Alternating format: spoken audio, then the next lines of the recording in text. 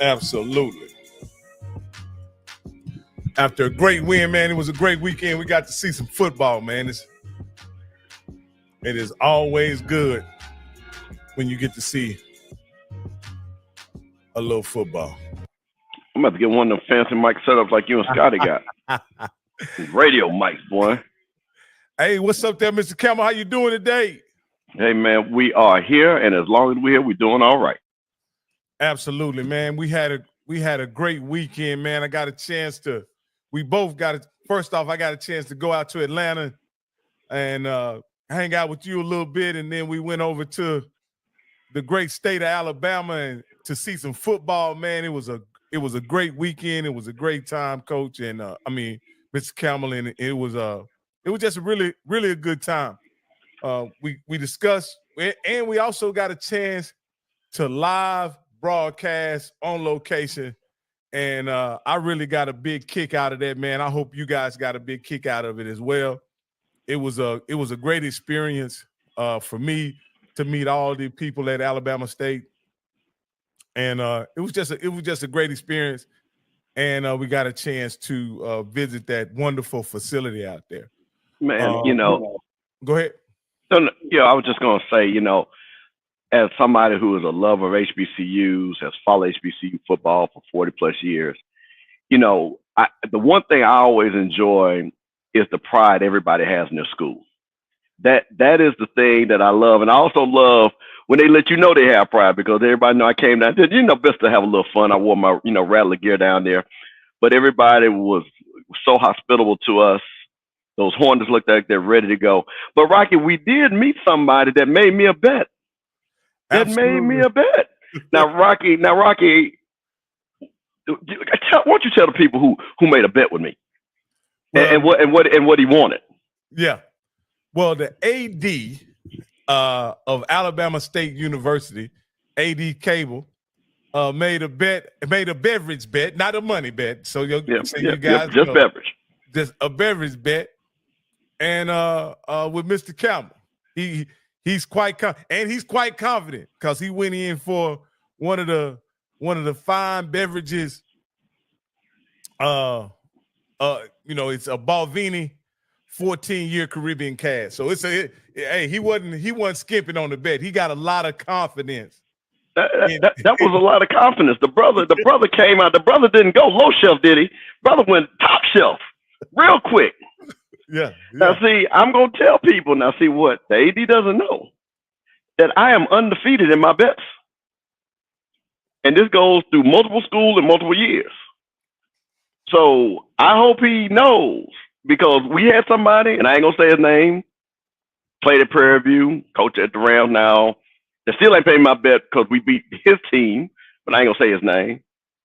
But I just want the AD to know that I want AD Cable to make sure when we come respectfully to his house on homecoming and win, I need to have my bottle ready in the nest. I want a VIP section, Rocky. You want bottle service? I want bottle service in the nest. I don't want to pay for the orange juice. I don't want to pay for the pineapple juice. I want the seats. And I want that corn, that one right by the DJ, that nice booth, you know what I'm saying? The booth.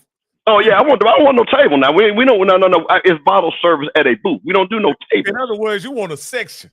I want a section. Because I probably bring.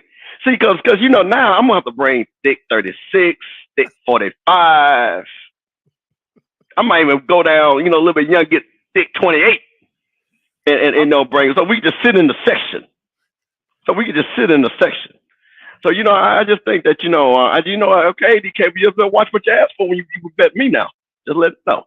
So I just want to walk people through the experience we had at Alabama A&M. Because, again, this was my first, not only my first visit, it wasn't my first visit to an HBCU stadium, but it was my first visit to a stadium as a member of the press. You know what I mean? All the other times I had to buy a ticket and go to my seat and everything like that. But this time I was a member. We were members of the press. We were part of the cadre of media personnel that covered the game. And So we get there, and we walk right in with Coach Campbell, and we see the chief of staff, Terry Sims, somebody you recognized right away as the former head coach of Bethune-Cookman.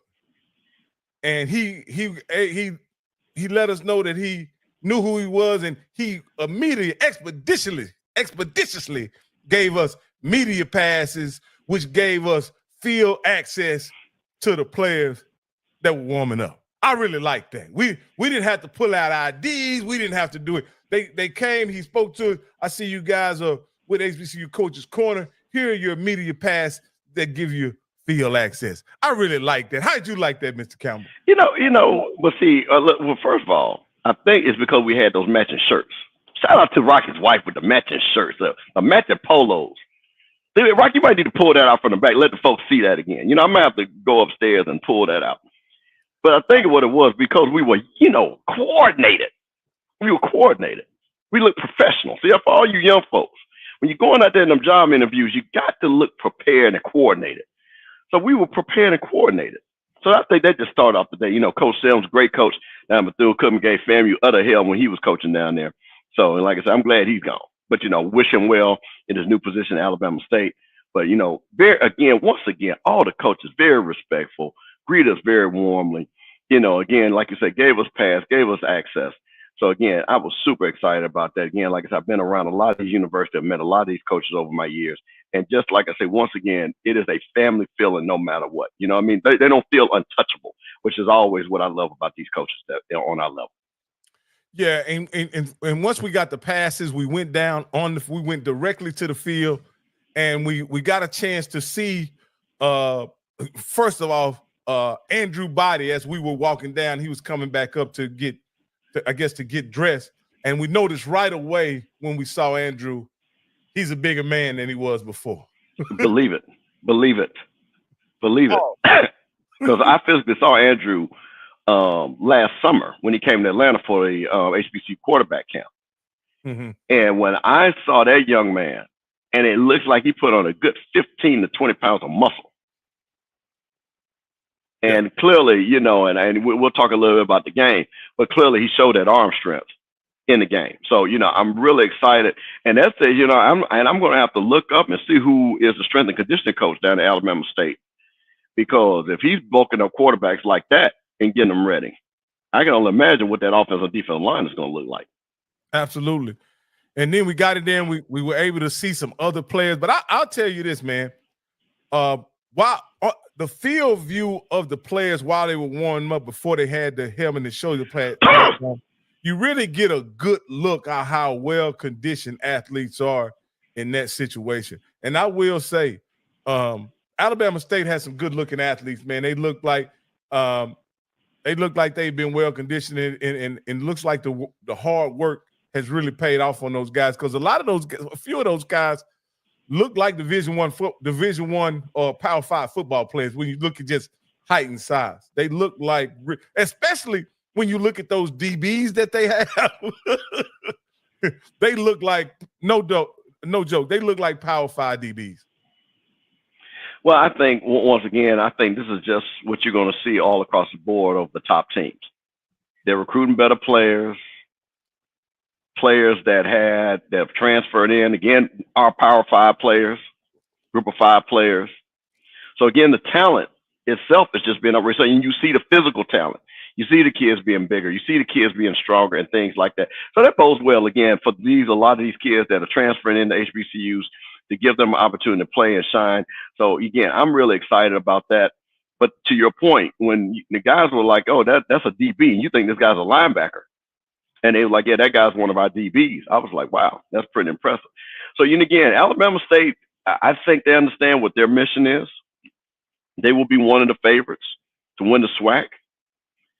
I think they also understand there's going to be a lot of pressure that comes with that. But to the best thing to do when you have to face that pressure, you got to be prepared. And what I like and what I'm seeing, just again, to your point in the weight room, that means they're trying to get prepared for a championship season. Yeah. When like I said, we were on the field and we got a chance to speak to a lot of the coaches, a few of the coaches that were on the field as the guys were warming up. and you could feel the excitement amongst the coaches that they really believe that they have something there. They're really happy with their, whether it was the DB coach, the offense coordinator, the D-line coach. They're really happy with what they have in players, and you could tell by the excitement and enthusiasm just from the coaches, with the guys on the field. Yeah, I think, again, when you've been building a program like Coach Robinson has, and again, unfortunately, this is when we used to say that 3-year mark. Wait until year 3. That's when I've got my players in. That's when I've changed the culture. That's when everybody knows what we're trying to do. And Coach Robinson, this is where he's at, and that right there in that sweet spot. So again, that 3-4 year mark, this is where he's at. So now it's time to, show up. And I think they really got the program going in the right direction. I think everybody is really enthusiastic. Again, the facilities look great. And what I'm really excited about is when the season starts, because the one thing about it is we're going to see really quickly what this team looks like because they played North Carolina Central in Miami. And I'm hoping nothing changes, that game will be on the ESPN or ABC like it's been ESPN like it was before. I hope that doesn't, move to ESPN3 or anything. So they have that showcase game that everybody can watch, and we really can see what they can do on a big nationwide platform. Yeah, and from on the field, we stood around maybe 35, 40 minutes, maybe even an hour. We were down there on the field, and then we went upstairs to kind of figure out, kind of recon where we're going to set up. And we met a guy who's associate AD, and I want to shout him out, Coach Keith McClooney. I think that's his name, if I got it wrong. Keith McClooney. Keith was extremely helpful in connecting us with Mr. Singleton and getting us set up so we could go live right there on the porch, what it looks like. And we were able to go live before the game and even during the game for a bit right there on the porch. We had the Q Dogs, and they were there being our bodyguards, making sure people stayed away from us. And they also got some camera time themselves. That was really cool to see those guys come on and talk about this pride in their school and their fraternity. That was a really cool experience. And again, we'll talk about the game, here soon. But up there, we on the floor, it was just all ball on the field. But when we got up on the porch or on the concourse, as people would say, we got a feeling for the fans and the people and the environment of what the event was all about, man. And Coach, Mr. Campbell, if I had not known it was a spring game, just by what they put into the spring game, it looked like game day, didn't you think? Yeah, see, this is what I like what Alabama State did. And shout out to Ezra Kelly, one of my favorite HBCU players. I see him in the chat. I got to get that young brother. That brother's amazing, just a great young man for everything I saw and heard about him. So I just want to shout that young brother out. But the thing about it, what I like, is that, as they say, they start them off young. They had activities for your youngsters. They were promoting the Orange Blossom Classic to the alumni. Hey, let's make sure you come down to Miami, get all the information that you need. And then I believe it was a high school band day. I believe that's why we had like 900 people in the band. So just again, to give those young people a feel of what it feels like to sit in an HBCU stand and play with an HBCU band. It was just an incredible environment. It was something that, again, it's just something that we just do it different. We just do it different. And I'm always proud when I see that. So yeah, man, it was a great feeling. It was a great day. It wasn't just like, oh, we're gonna have a spring game and you guys just sit in the stands and leave and go home. All right. Well, Mr. Campbell, like we always do on HBCU Coaches Corner, you never know who might show up. And no, Coach Cole is running just a little late. We got a coach that can stand in his place, and I think this particular coach can really hold his own. And we'd like to give an amazing welcome to the head coach of Alabama State University, none other than SWAC legend Eddie Robinson. Good evening. How's it going? Young Eddie Robinson. Yeah, the young Eddie Robinson, not the I'm the second, not the original legend. Yeah, he was a great man. Absolutely. Coach Robinson, I want to again thank you and your staff and the whole administration at Alabama State, how they welcomed us and gave us access. We also want to personally thank you for giving us an opportunity to take part in the festivities that was going on in the nest. We certainly appreciated that, man. That is a wonderful facility there, Coach, and I wanted to personally thank you because you're the one that suggested that we go over there and gave us access to the festivities that were happening over there. That was certainly unplanned, but a very pleasant surprise. So yeah, I mean, absolutely.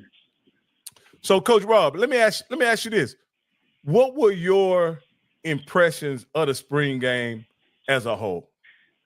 Yeah, I mean, the spring game, you can't never lose because you're playing each other. The problem is you can never win either. So, you see a big play on offense, and then you're looking at, oh, man, why the cornerback gave up that touchdown. So, for us, the biggest thing out of it is get everybody healthy. You want to see who can make plays, so we kept it pretty vanilla. And, football is all about blocking and tackling. So you just want to see who can go out there, execute the offense, execute the defense. We saw a lot of young guys that played. Ran the ball well, and got some young guys in that secondary that stepped up, and some offensive linemen who didn't play a lot last year, and they got a chance to get a lot of reps in, 40 or 50 plays. So you're trying to see, hey, can I count on this guy for 10 plays, 20 plays, or can he give me a whole game? So we figured that out about a couple of guys over the spring break, over the spring training, and now we'll get back into the summer aspect of it and try to get bigger and stronger and get ready for the season. Coach Robin, when you, I actually love the way you started off the spring game. I won't get into specifics. You guys didn't film it, so I'm sure you guys we don't want to talk schematics here. But I'll just say this: you made the first maybe 5-10 plays were about physicality on the field.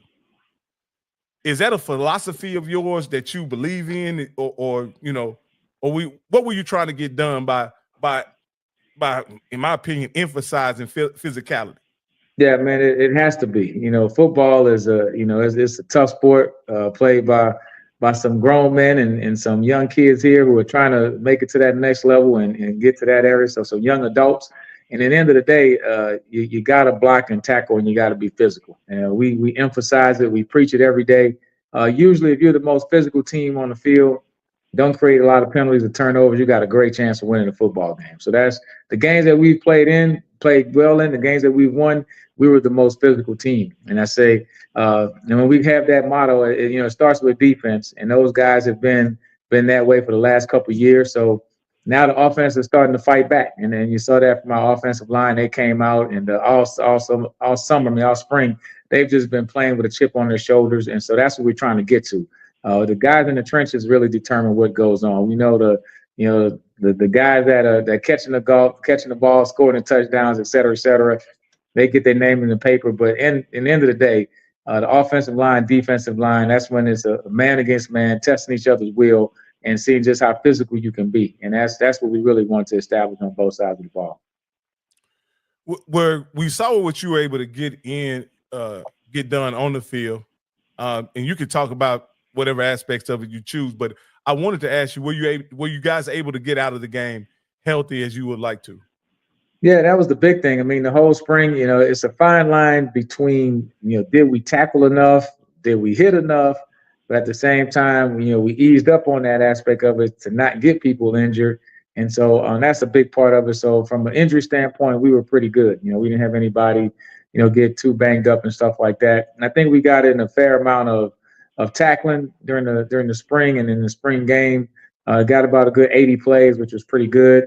And guys kind of got some high rep counts, guys who didn't play in that many plays last year. So now I'm trying to figure out, how many plays can I trust you for? Can I get 30, 40? Can I get a whole game out of you? Can I get a season out you? And that's what I try to tell the guys, like, hey, what's your breaking point? How many plays can you go before you make a mistake, before you jump offside, before you crack? And so your opponent has to crack before you do. And that's what we're trying to push each other to that breaking point to see where it's at. And so we have to know that now. So accomplished a lot. I feel like we moved in the right direction. Got a whole lot more work to do. We cut down the penalties. We didn't have but a couple offsides in the spring game, which was good. Some scrimmages we had quite a few. So those are things that we're trying to do. Play error-free football. Try to play the perfect game, and that's what you got to keep working towards. Coach, I wanted to ask you a question. We all see a spring game where we see the players, but a spring game and spring practice is also for the coaches. Yeah. So we know that you've got a new offensive staff, great offensive coaches and things that have now come in. What did you want to see the new staff do during the spring game and during this run up to the spring game? Yeah, that's a great point. We put the headsets on for the first time as coaches, and so all the offensive guys, the guys that are going to be assigned to the boot, we want to see how that works out. This was the first time that whole offensive staff was together. They're learning my coaching style. I'm listening on the headsets, so I know when to interrupt, what's the play and giving my coaching points in it. Got into the timeout, so instead of having 3 or 4 coaches screaming at the same time, I'm real big on one voice. If you have 3 kids telling the quarterback to do something, he's looking like, you know what I'm saying? So you have to have one voice, whether it's right or wrong, just one voice talking at a time. And it seems like a small thing, but once the staff kind of gets together to a couple games, you kind of know that. So we'll replicate the same thing in the fall. We'll pull out the headsets out for at least 2 or 3 more times, hoping that when we get into the first game, we're ready to go. We're ready to rock and roll. But when you have a new staff, that's a big part of it. The defensive and my equipment managers, they were working out too because my defensive headsets wasn't working. In the spring game, it's not that big a deal, but in the real game, we'd have been going ballistic. So that means, hey, get out here a little earlier, double check it, make sure it's works. So it's really a dress rehearsal for everybody. The fans are up there, eating popcorn, having a great time. But for us, we're in game mode saying, hey, this is almost like a preseason contest for us where we're trying to react and trying to get a dress rehearsal for everything that we'll have to do when the bullets start flying. Hey, Coach, I want to ask you this. Was there any group that you went into the game kind of concerned about what you had, and then that got cleared up in the spring game? I would say we have a lot of young wide receivers. It's probably the most talented group on the team, on the field from top to bottom, but they're unproven. Keyshawn Johnson, our leading receiver last year, led the SWAC in receptions, all-conference guy. So he transferred to another school. So now we have a lot of young guys who have to step up, and some of those guys made some plays. We know they have the talent, but at the end of the day, when you're talking about this, you got 3 catches in your SWAC career, they don't have any SWAC hours. So we got to see what those guys can do. And but the good thing is they have a really good defense to practice against. So I think they'll be fine, but it's just a matter of, can they do it in a game-like setting so we can get on the same page and trust them that they can have confidence in themselves to know, hey, I'm a college player and I can compete in this conference. And let me ask you this. I mentioned at the beginning that it was a physical battle early in the spring game, but when you decided to air it out, there was some success there, Coach. Was that something that you expected from your offense, considering in the past years, to just be perfectly honest, at times you guys struggled to pass the ball? Were you expecting to see what you saw in the spring game? Yeah, we've been having success in practice doing that, and so it's not like we don't practice passing. So it's just, so sometimes it may look like we don't practice it as the game goes on, but trust me, we practice it and we understand. You have to have the big chunk plays. That has to. It was a point of emphasis the last year. We made some big plays like that, but now we know. As much as I talk about physicality and establishing the line of scrimmage, at the end of the day, it's hard to run the ball 12 straight times and score a touchdown. Too many bad things can happen. So you have to have that 40-yard play, and then you can finish off and get back to what you want to do. So we know for us to be a successful team and have an explosive offense, we want a ball control bet. You have to have those guys who can make a play. And we had a couple young kids, it was a 5-yard rocket screen, and they made a person miss and turned it into a 20-yard play. And it was just a one-on-one play. So we have to look at those guys that are playmakers. Those wide receivers, the run after the catch has to be big, and we can get the ball to them, but you can't let one guy tackle you in open space consistently if you want to be a big-time player. So those are the type of guys that we're looking for, the guys that can make plays once they have the ball in their hand. All right, Coach. I'm going to ask the obvious question. We have a lot of comments. A lot of people who ask this question. How do you feel about your quarterback position now versus how you felt about it at the end of last year's season? Well, I mean, at the end of last year, we had a kid that played really well for us, Stu. So we felt pretty good about it, going down the stretch. He really turned the corner. As the transfer portal, the portal gives it and the portal takes it away, as they say. So it's just part of college football. You can get upset about it or you can adapt to it. So we're going to choose to adapt to it. And so, now, with Andrew Body, I mean, he's a guy that I've admired as a player, watched him since he was a freshman at Texas Southern, and he's competed in this conference, so he knows the conference. Just a great kid all around, great family, leader on and off the field, and he can make plays. I mean, it's a guy that can run really well, still has the arm strength, still can make plays. He's healed up from the shoulder surgery and all, so I'm just excited about him. He's excited about it. So I think he's the guy that can really take us to where we want to go. And, you always have those guys that when things didn't go exactly the way they wanted, they have that chip on his shoulder. And I think he's that type of guy.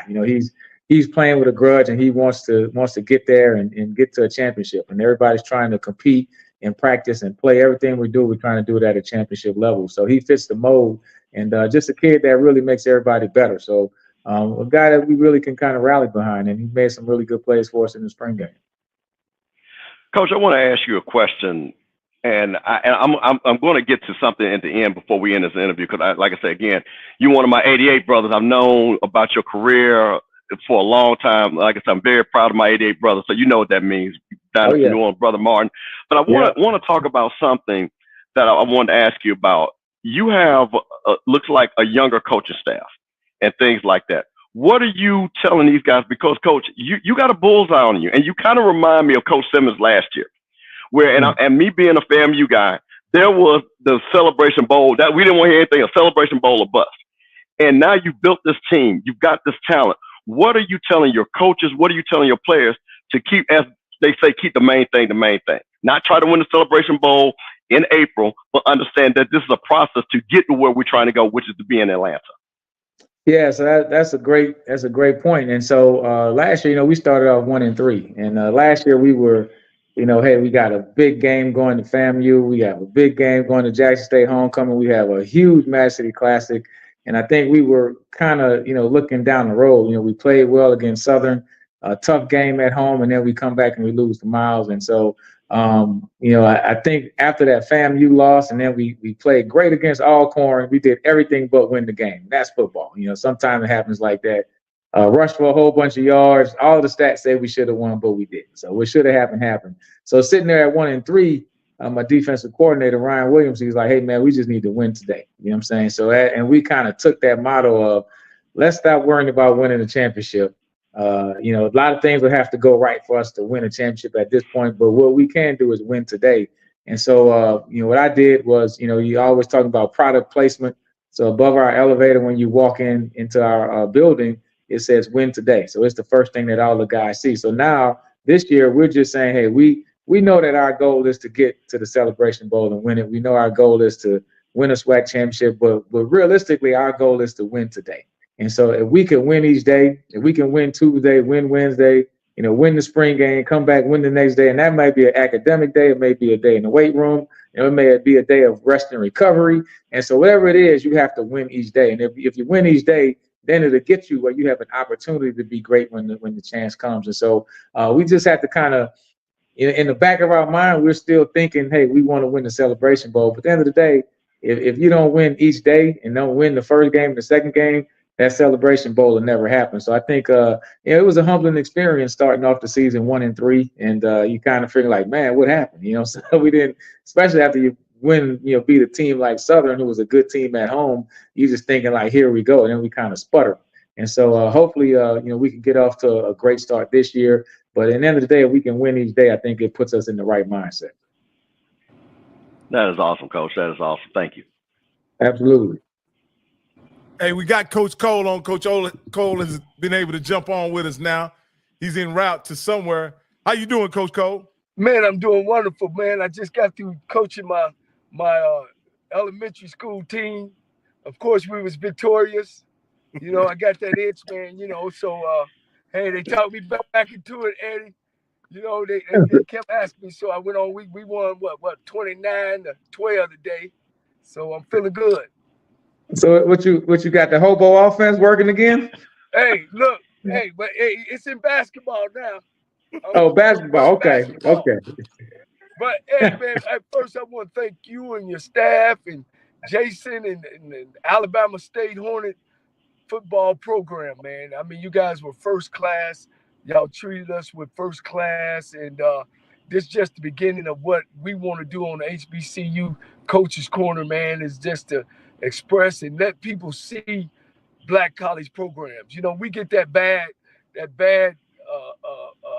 taste about people talking about our program, and Eddie, you know, you're an HBCU guy, you're a SWAC guy. You know, we always get the bad end of the stick. But y'all program is great. I know you're moving in the right direction. Yeah, absolutely, and I appreciate you guys coming out there, because you know we have to celebrate our kids. We got to celebrate our universities. You know, like any school, like any conference, we're going to make some mistakes, and people always talk about that. But when we're doing something well, we have to celebrate that and point that out too. So I appreciate you guys coming out and giving us the coverage. Now, I'm way early. I got y'all winning the East, baby. All right, man. I like that. Let's make it happen. So that's our goal, and so I you know you'll be a part of it, man. You still a Hornet deep down inside, even though you got that Texas Southern degree. Yeah, hey, Coach Robinson, we've had so much interest about the spring game. Of course, you know we were there. We broadcasted live from location, but we weren't able to show any footage from the spring game. A lot of people wanted to see the spring game and wanted to watch it. Can you tell the philosophy of not streaming the spring game, and why you guys chose not to broadcast it?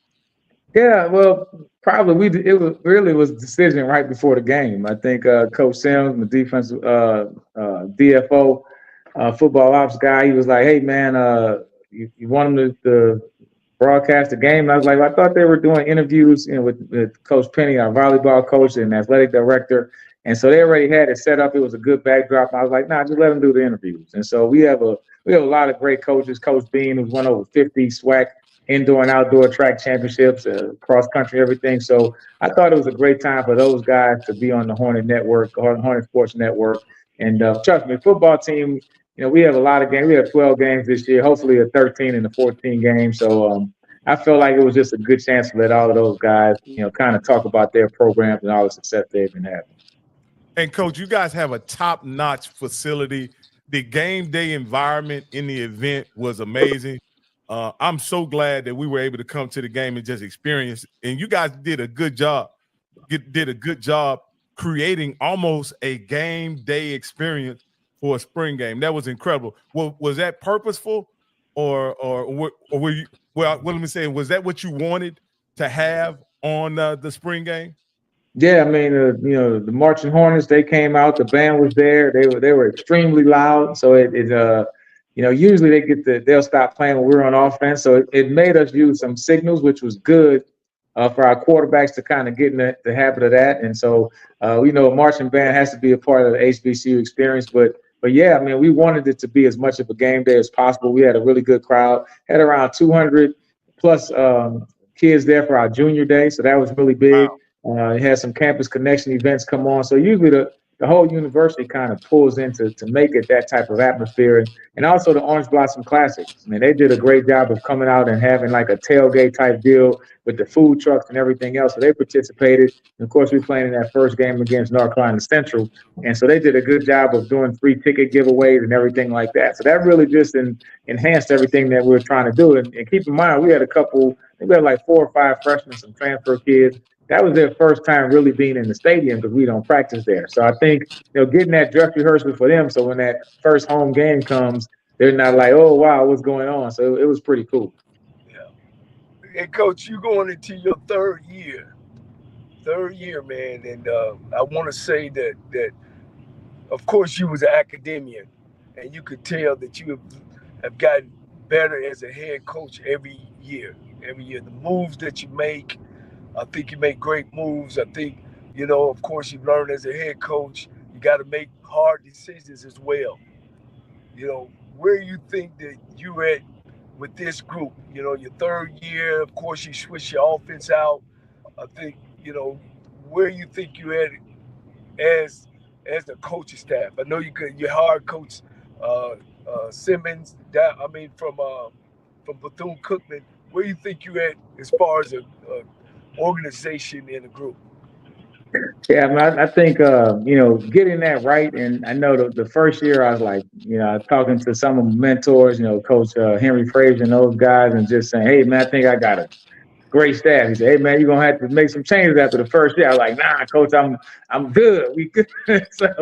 And then sure enough, I had to make some changes after the first year. So one thing about it, I'm smart enough to know that I'm not the smartest man in the room. So I try to make sure I have coach and mentors. I mean, Coach, I've talked to you also, like, hey man, this is where I'm at. It's a tough decision. I talked to Coach Barlow, and I reach out to a lot of guys. One thing about it, football is football, but it's always different scenarios, different situations that can happen. So you're trying to get input. I mean, you have to, ultimately I have to make the decision, but you try to get as much information as you can so you can make the best decision with the information that you have. So I think moving forward this year, just looking at the guys that we have in the room, the way it's kind of connecting and bonding, it just seems really natural. Coach Glover, our wide receiver coach, came over from Georgia Tech, but he had coached at Bethune-Cookman with my defensive coordinator, Ryan, and also he coached with Coach Sims. So it was kind of guy that kind of fit into what we were doing. Coach Barnett, I watched his offense a lot. My son originally started off at North Carolina A&T, so I remember watching him in 17, 18, 19 with the offense. So I was real familiar with what he was doing. And so, bringing him on board was kind of like the guy that I was familiar with, so it was kind of easy. And then Coach Carr, offensive line coach, he was a former student athlete at Alabama State. And so I knew him from a long time. He came over from Clark, Atlanta. So all of the new guys just kind of fit into the existing staff. And then Coach Ronnie Scott, he was a guy that played here, was a Magic City Classic MVP defensive back, was a GA here, and then left for 2 years. Now he's coming back as my safeties coach. So it's kind of like he's coming back home. Everybody already knew him on the staff. And that staff continuity, man, it's really huge because the players are watching us every day. They're watching the way we interact. And if we don't genuinely like each other and get along, then the vibe is off in the room. It's kind of like when your mom and daddy arguing, something just ain't right in the house, your sisters and brothers, then y'all gonna start arguing too. So everybody has to be on the same page, and I think that's a big deal. And something that I realize that is important because we're together, 6-7 months straight, for every day. We may get a day off here or there, but for the most part, we're seeing each other every day. So you got to have guys that's going to show up with a great attitude and have a lot of effort every day. Oh, that's good. That's awesome, Coach. So would you say you're happy with where your program is right now in your third year? I mean, I think we're trending in the right direction. To me, this is a pivotal year. We have a couple of our young guys that are moving up that first class. Second class is a little bit better. I think this class is even better. Got a good mix of portal kids, and I mean, we'll see. I mean, we're going to work at a level that we hope is a championship level, but every other coach in the conference is doing the same thing. So everybody's trying to get better.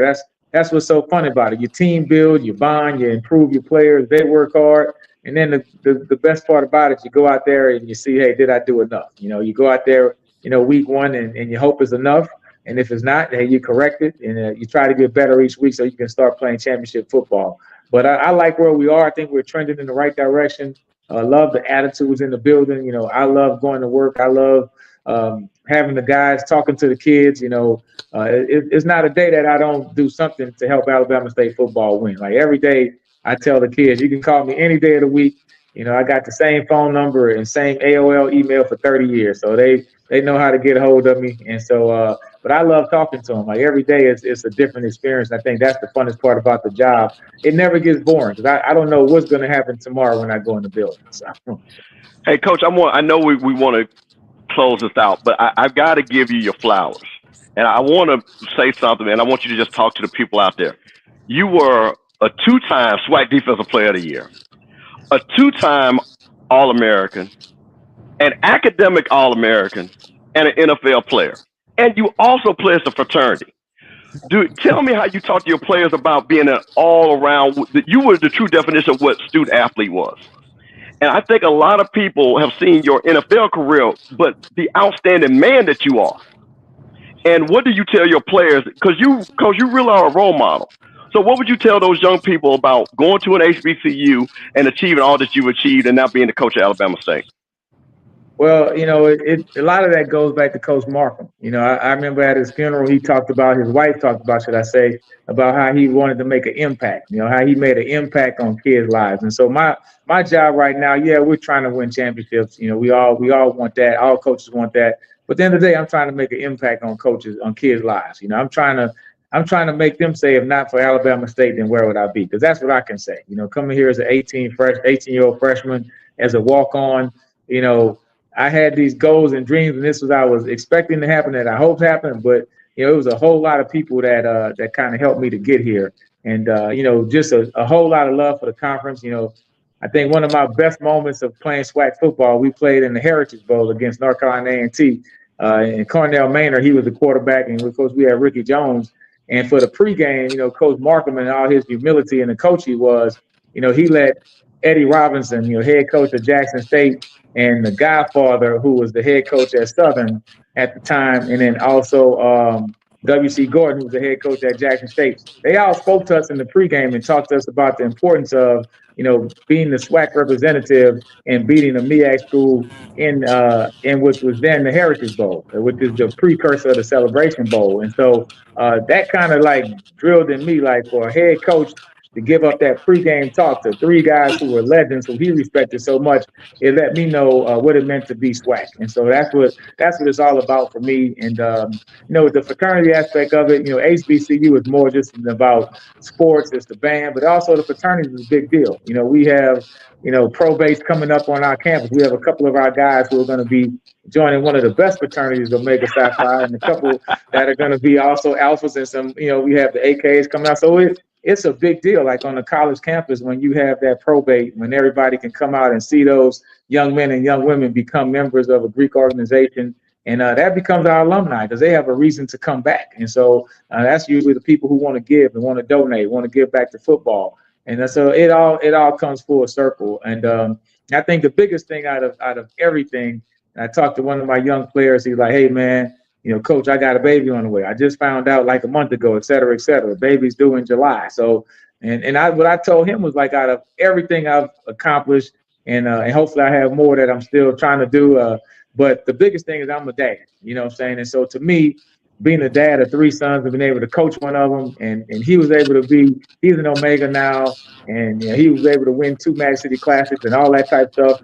That's like my biggest accomplishment. If you tell me that, hey, man, you a great dad, that's my number one goal in life, is to be a great dad. So I'm telling him, like, hey, man, your number one goal amongst everything else, you have got to be a great dad. And so I think, to me, that's how you build the legacy of passing it down from one person to another, one coach to the kids. And I think, and just the final thing I would say is, Coach Markham told us, hey, somebody in this room is going to be a future head coach at Alabama State one day. I didn't think he was talking to me, but you had Reggie Barlow, who was the head coach at Alabama State, Travis Pearson, who was the interim head coach of Alabama State, and then me, I'm a head coach. So he produced 3 head coaches of Alabama State. So if I'm fortunate enough to win the championship and produce one future head coach of Alabama State, then I can truly say I lived in the legacy of Coach Markham. Coach, well said. Well, from one 88 brother to another, well said. Like I said, I followed your career. Like I say, Kevin Smith, my boy, we should go down to Cancun. We always say, hey, man, where's Eddie Rob at? Because we were down there with Steve back then. They say, hey, man, you don't party like that, man. You don't come down there. Nah, man. Hey, you didn't come down to Cancun to hang out with us, man. Nah, you know what? That's funny you say that, because they would always go to Cancun, and we was right there in Houston. It was a quick flight. Yeah. But to me, it was always too close to training camp. And I was so focused on being in the best shape. I'm like, man, I am not messing this up, spending no weekend in Cancun. I could go to Cancun for the rest of my life. right now I'm getting ready for training camp in this San Antonio Heat. So Man, I told Steve, listen, and I know you probably remember NFL Florida, you saw the parties down there. And I said, hey, man, it's a brother that, hey, man, he played the swag. Man, I said, where that brother at, man? He said, man, that brother don't party like that, dog. Nah, I don't. And you ought to come tell that to my kids. They swear like, man, Coach, when you was young out there, I said, nah, man, I had a lot of Coach was not, man. Hey, listen, Eddie George was down there, Steve was down there, but I will say, Coach Rob was always focused on the mission. I just had to put that out. That's inside base. Coach, what I'm talking about. That's a little inside baseball right there for a little bit. But I appreciate that. All right, Coach. Well, Coach Rob, one thing I've noticed about Coach Rob, he seems to be a very serious man, but at the same time, he's a very personable man and very passionate. And Coach, I want to thank you for coming on the show and talking with us and sharing, sharing things about your team. A lot of people on here asking about where can we see the game? You can't see the game. You can't see the game. The game is over with. The spring game is over with. There's nowhere to see it. They didn't want y'all to see it if you didn't come to the game. So I just want to buy them season. Tell them, Coach, you can buy them season tickets though. What they can do is buy those season tickets. That what happened, we was trying to record the game and then some kind of way the video went bad. Wow. Yeah, Coach. Hey, I want to thank you, Coach. And is there anything you want to say before you leave?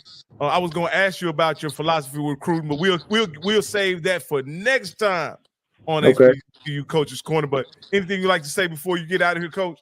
Nah, man, I just think the SWAC conference, the MEAC also, HBCU football is just in a great place.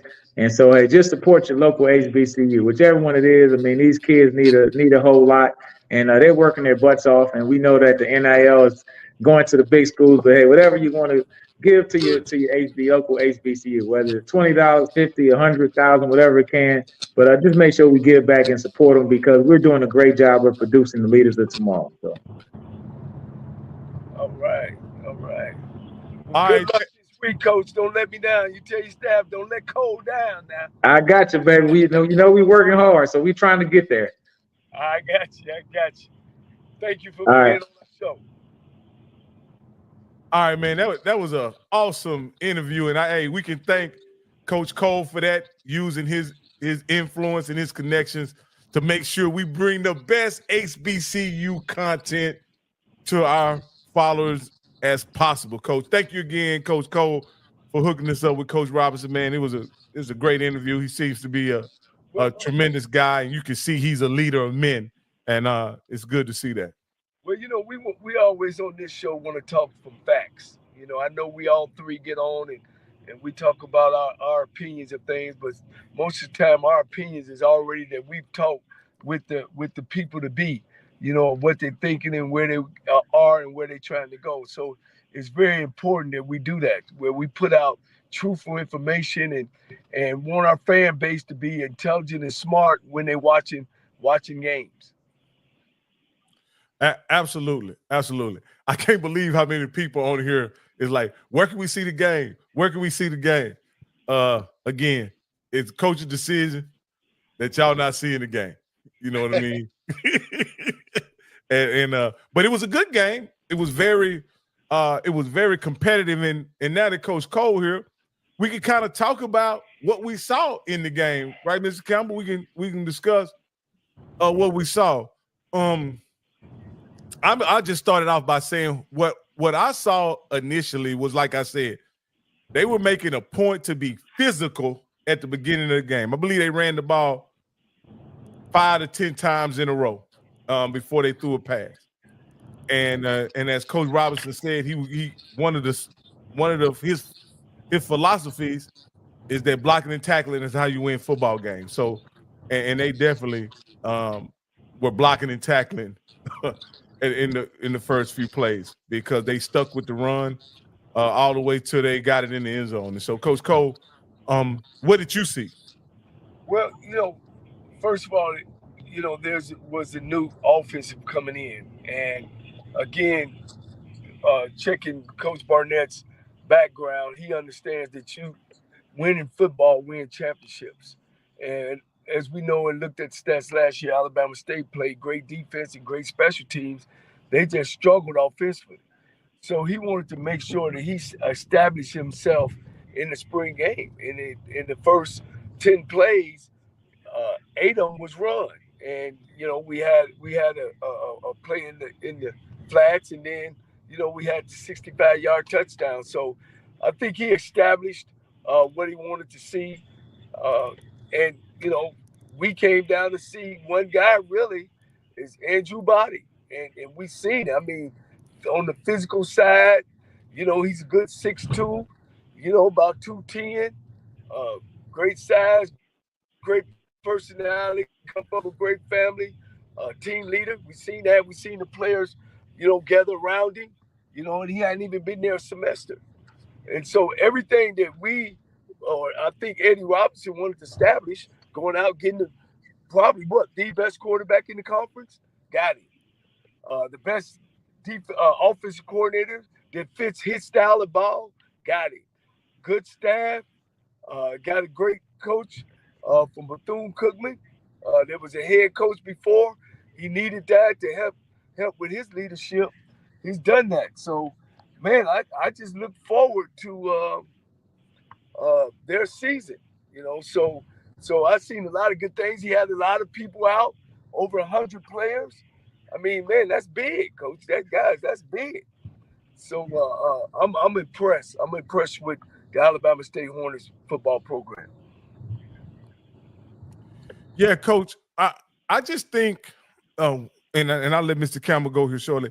I just think where they are in the program, they're executing at a high level. They're playing. It looks like they're having a lot of fun, but it doesn't seem like they have the pressure on them of being the pressure's not there. I want to know how they're going to behave once the pressure is put on them and expectations are put on them. And Mr. Campbell, with that being said, what did you see? Well, that's the reason why I asked Coach that question, because he kind of answered that. It's basically, we're going to try to take it one game at a time. We can't win a championship today, but it's because you know what? I'm going to tell you what's going to happen when the pressure's going to start. When SWAC Media Day comes around in the next 30, 45 days, or whatever that is, and they're sitting at number 1 at the East most likely, that's when people are going to start saying, we expect you to win a championship. We expect to see you in Atlanta. And that's when things are going to say. But now what you got, and what I like about Coach Robinson, and just looking at his coaching staff, it looks like they're real in tune with their teams.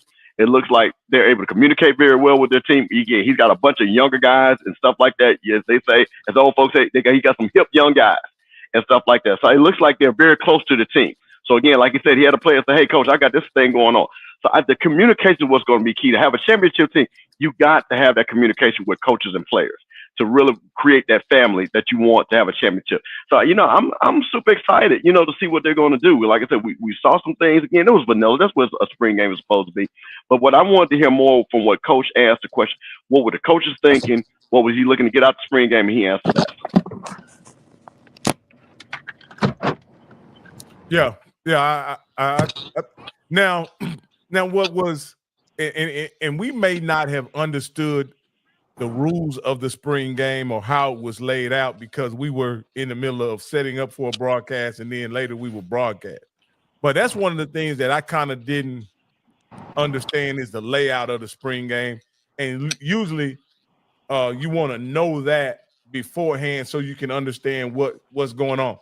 But to me, it just looked like a regular old football game, for the most part.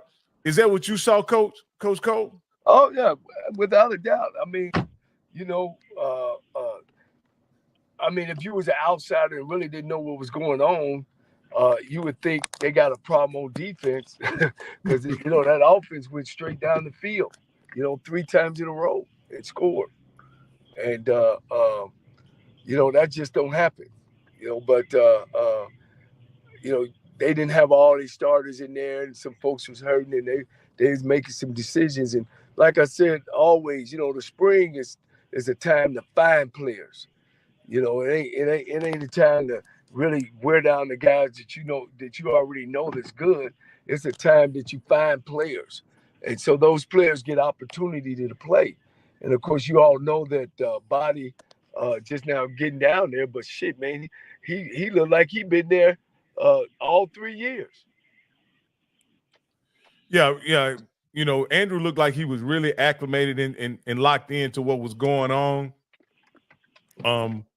I would, you know, at one point, you know, as we were talking when we were coming back from the game, you know, I think even though we're very excited about Andrew being part of the Alabama State football team and what the prospects are, I think they're trying to keep it very low key to keep the pressure off of Andrew. What do you think about that, Mr. Campbell? Well, I think, again, you don't want to get too far ahead of yourself. This is his first practice run. You know what you got to work on. You got a new offensive staff. So I think, again, they want to temper the excitement because, see, unlike Jackson State and FAMU, they came back with seasoned teams. You knew who the quarterback was. All the coaches were there. All the players were there. Jackson State made that back-to-back run. FAMU was ready to make their championship run. So it was a little bit different. Everybody knew what they were supposed to do. Everybody knew what the position and pieces were on the board. Here at Alabama State, they're still putting pieces together. They got a new coaching staff, okay? So, hey, you can't just say, hey, we did this last year, it was successful. They don't know. Like Coach said, hey, we even got to talk about how we're going to communicate the offensive signals and things like that. Same thing with Andrew. He's learning his players. He's got to get the timing down and things like that. So it's a little bit different when you look at the previous SWAC champions over the last 6 or 7 years, because most of those teams have been together and then they were ready to make their championship runs. This team has been put together basically on the fly. So that's one of the things that's going to be very interesting to see as they try to make this run. Coach Cole, I'll ask you this. We saw what Andrew had to offer. What did you see in the backup quarterback for Alabama State? That's just what he is, a backup. We already established that Andrew is going to be the guy. And, you know, they last year quarterback entered to portal. So I guess he see what we see. You know, there's no need to try to make it out of something that it's not. I mean, you know, he's a perfect fit.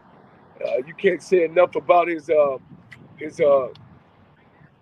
about how he go about his business. You know, he's a very professional young man, and I just look for big things from him. Yeah. I mean, I think looking at it, you know, from a distance, not seeing it at practice, you know, we only saw it at spring game. It was clear that, you know, from a size standpoint, you know, and then an execution standpoint, there was a drop-off when they went to the backup quarterback. If that's any indication of what it'll be like next year, if they're going to have any chance at winning the SWAC championship, Andrew's going to have to stay healthy. Oh, without a doubt. You know, and the backup guy was a backup guy last year. So, you know, he really, you know, is learning a new offense as well. So maybe that was some of the things that he might have stumbled on. But, you know, I think Body is a quarterback. He's an athlete. He's a running back. I mean, he the total package. And they got some. My name is James Jeter, and I won $500 on the lunch money from the Keeping Up with the Joneses Bracket Challenge.